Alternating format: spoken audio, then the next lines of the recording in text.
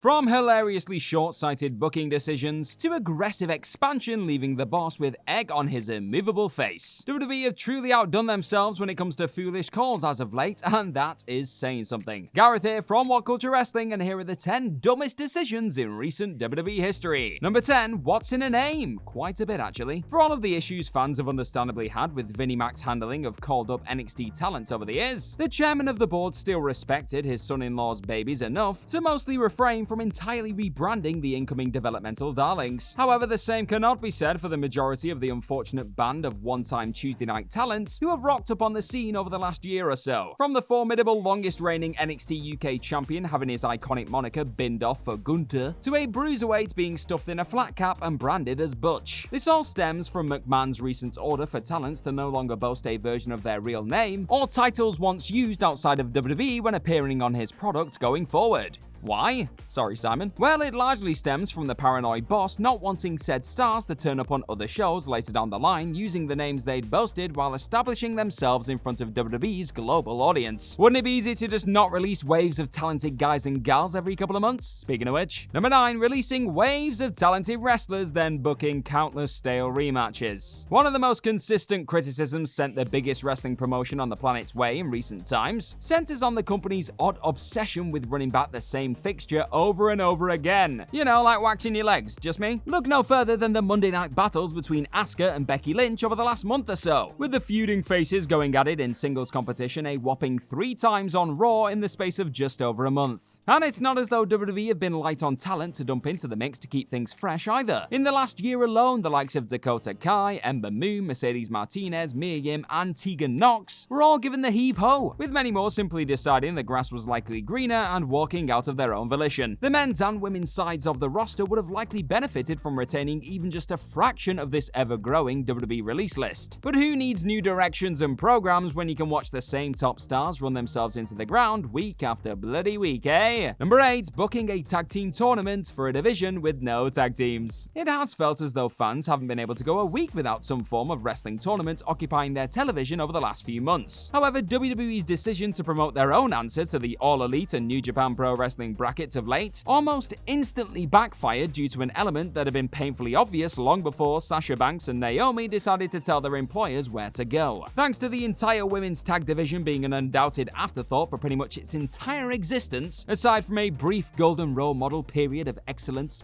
the reality of the company not even having enough main roster numbers to fill out even a basic 14 bracket acted as another indictment of the overall handling of the straps since their inception. The entire division would benefit from a complete reset at this point. But the fact that WWE have barely even acknowledged the Build incoming tourney since its original unveiling tells you all you need to know about where it ranks in the boss's list of current priorities. But let's be honest, he's got a few. Number 7, not following through on the boss's WrestleMania plans. Sticking with the latest walkout to rock WWE to its core. Yes, I enjoy being dramatic. Naomi and Sasha Banks turning their backs on Vince McMahon's empire during a recent edition of Raw likely stemmed back from a decision that rubbed both the boss and a few corners of the fanbase up the wrong way at January's Royal Rumble event. Ronda Rousey's return paved the way for a victory in the titular 30-person contest, as the baddest woman on the planet was quickly shuffled into the main event scene for Mania season. However, to make space for Rousey's challenging for Charlotte Flair's SmackDown Women's Championship, it was Banks who was ultimately bumped out of the spotlight, despite the Horsewoman being positioned in that spot for months. Banks was eventually handed another women's tag team title consolation at the show of shows, but opting to stupidly not find a place for the Mandalorian star towards the top of the card no doubt influenced the boss's call to vacate, perhaps this time permanently, the WWE landscape for the second time in 3 years. Number 6, making the WrestleMania brand the be-all and end-all. What made WrestleMania such an illustrious stage in the first place was the fact that it played host to the culmination of many a stellar and compelling feud over the years. It wasn't solely about stealing the show or having a WrestleMania moment. It was about winning the big one, reaching the top of the mountain, or finally knocking off a long-time rival in emphatic fashion. In recent times, however, Vince McMahon has blatantly doubled down on the Mania brand being more important than titles or grudge matches, with Seth Rollins' recent relentless Monday night quest to earn a spot on the show feeling particularly ridiculous. What with the event now spanning 2 inflated nights? It's nothing new either, as John Cena was at the center of a similarly dumb pursuit back in 2018. But with Mania still breaking records in WWE's attempts to pull in the mainstream crowd, expect even more stupendous selling of just appearing on this grandest stage alone being more important important than intriguing storylines or World Championship victories in the years to come. Number 5. Shane O'Mac's Rumble Romp. Acting as the physical embodiment of just how underwhelming WWE's male iteration of their usually eye-catching Royal Rumble ultimately came to be in 2022, the decision to have Shane McMahon play the part of shocking returnee was as uninspiring as it was eventually disastrous for all involved. On top of lighting up the rest of the full-time participants, Shane O'Mac was said to have attempted to hijack the producing of said Rumble encounter,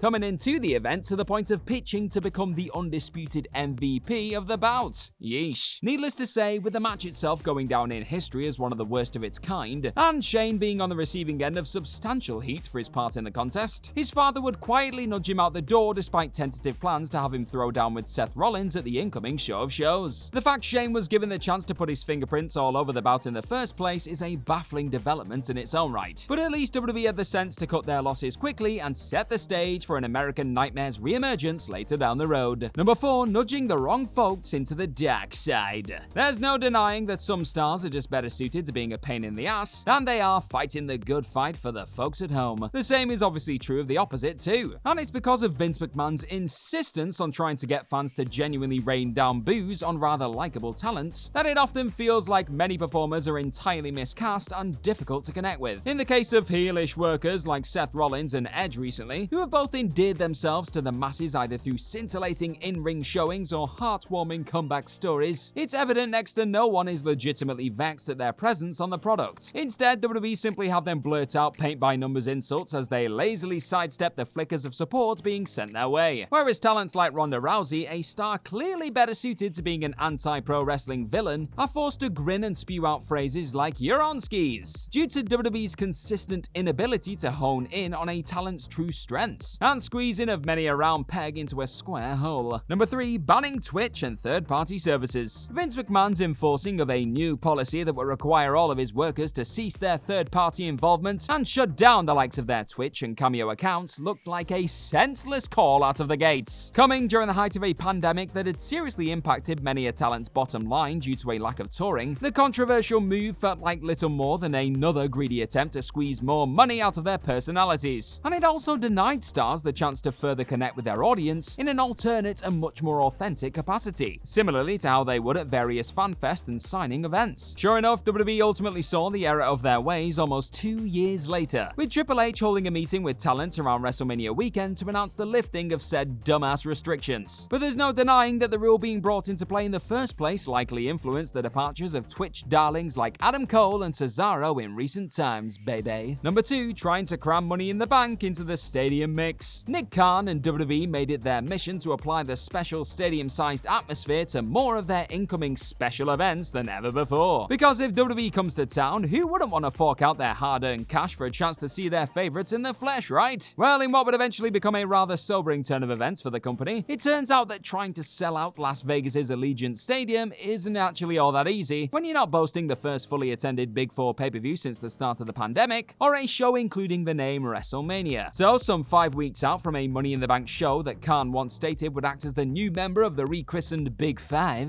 Vince McMahon was forced to move the show that had only moved around 17,000 tickets for a venue that had held 51,000 for the aforementioned SummerSlam 2021 event to the MGM Grand Garden Arena instead. Having to refund said Allegiant tickets and admit stadium-sized defeat is simply the latest repercussion of WWE not giving their fans enough of a reason to dip their hands in the pockets. We're going through hard times, folks. Number 1. Double strapping a part-time tribal chief. Another development that likely hasn't aided WWE's quest to fill out stadiums comes in the form of the undisputed top name in the company signing a new contract that would see his previously stacked schedule reduced. Few would argue with Roman Reigns being gifted the opportunity to get well and truly paid for a less grueling workload. Good on the guy. But WWE's decision to stick both of their world titles on the tribal chief at WrestleMania 38 just before he penned this improved deal is now looking like one of the biggest company missteps of recent times. Without the head of the table consistently being called upon to put his undisputed WWE Universal Championship title on the line at PLEs, or even just to rock up on Raw or SmackDown to throw his finger up into the air for a minute, the company have looked completely devoid of ideas as to how to proceed with or sell their product. Cody Rhodes' torn pec hasn't exactly helped their main event picture either, but what at first looked like another way of elevating an already untouchable entity has now paved the way for one of the most desperate and uncertain periods in modern WWE history. But they only have themselves to blame, so well, sucks to be them. And that's our list. Know of any of the other dumbest decisions in recent WWE history? Let me know all about them in the comment section right down below, and do not forget to like, share, and go and click on that subscribe button while you're here. Also, if you like this kind of thing, then head on over to whatculture.com and find some more awesome WWE, AEW, and just wrestling in general articles to get your teeth sunk into just like this one. I have been Gareth from What Culture Wrestling. Thank you as always for clicking on this video today. Hopefully I'll see you very, very soon, but in the meantime, have fun. Bye-bye.